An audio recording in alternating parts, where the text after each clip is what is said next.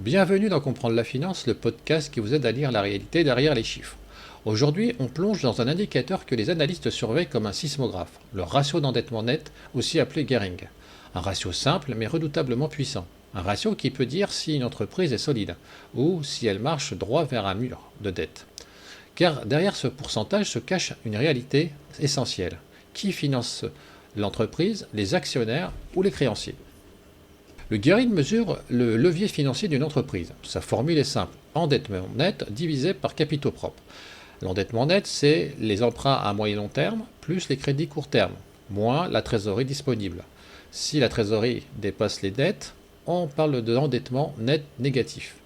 Les capitaux propres, ce sont les apports des actionnaires, plus les bénéfices accumulés. Ce ratio répond à une simple question. Pourquoi un euro de capital et combien d'euros de dette l'entreprise utilise-t-elle?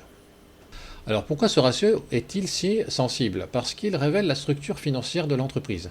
Un Gehring faible signifie que l'entreprise est financée majoritairement par ses actionnaires. Elle a encore de la capacité d'emprunt.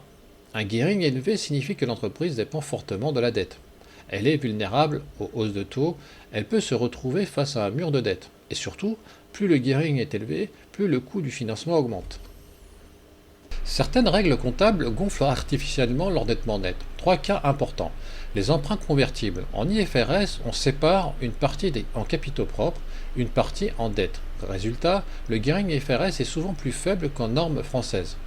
Les TSDI, titres subordonnés à durée indéterminée. En IFRS, ils sont classés en capitaux propres, mais les agences de notation en reclassent 50% en dette. Un financement hybride très utilisé par les grands groupes. IFRS 16, les locations deviennent des dettes. Depuis 2019, les loyers futurs sont comptabilisés comme dettes locatives. Cela gonfle mécaniquement l'endettement net, surtout dans la distribution. Alors quel est le bon niveau de Gehring? Il n'existe pas de norme absolue, mais des repères. 50% c'est un niveau moyen, 70% c'est le seuil d'alerte, 100% c'est la limite symbolique, et supérieur à 100%, zone de risque, sauf secteur capitalistique. Un Gehring élevé n'est pas forcément mauvais, mais il doit être soutenable. Pour vérifier, on utilise un autre ratio clé, endettement net sur EBITDA. Maintenant, intéressons-nous au cas Altis. En effet, Altis est l'un des cas les plus emblématiques de Gehring extrême en Europe.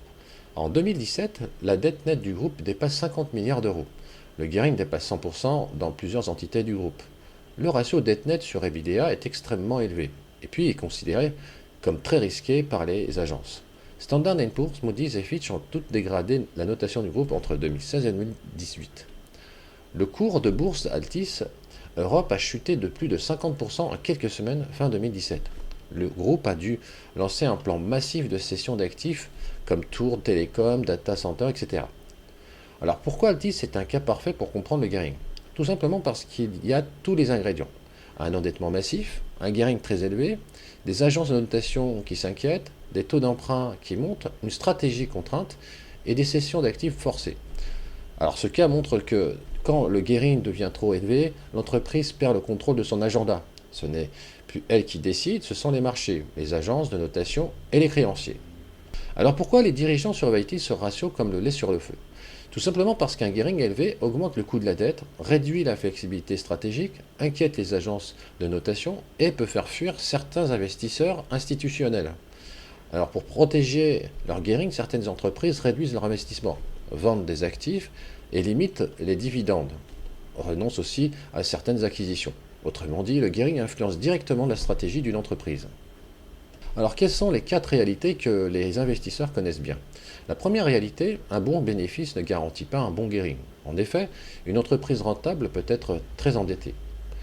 Deuxième réalité, un Gehring élevé peut coûter des centaines de millions. Effectivement, chaque point de taux supplémentaire sur plusieurs milliards de dettes, c'est un gouffre financier. Troisième réalité, le secteur change tout. Une industrie lourde, un Gehring élevé est acceptable. Le secteur cyclique, un Gehring faible est indispensable. La réalité numéro 4 est le Gehring dépend aussi de la stratégie des actionnaires. Effectivement, certaines entreprises familiales ont un Gehring très faible. D'autres groupes, très agressifs, acceptent aussi un Gehring élevé pour financer leur croissance. En conclusion, le Gehring n'est pas qu'un ratio, c'est un thermomètre de la santé financière de l'entreprise, un indicateur de stratégie et parfois un signal d'alerte. Ils disent si l'entreprise peut investir, si elle peut absorber un choc, si elle dépend trop de ses créanciers, et si elle est prête pour l'avenir. Car en finance, tout repose finalement sur une question. L'entreprise peut-elle rembourser demain ce qu'elle emprunte aujourd'hui? Merci de votre écoute. Si cet épisode vous a aidé à mieux comprendre les mécanismes cachés de la finance, vous pouvez soutenir le podcast très simplement en laissant un like, en vous abonnant ou en le partageant autour de vous. Vous pouvez vous procurer également mon livre sur Amazon, Pilotage de la performance, déconstruire les illusions pilotées avec lucidité. A très bientôt dans Comprendre la finance.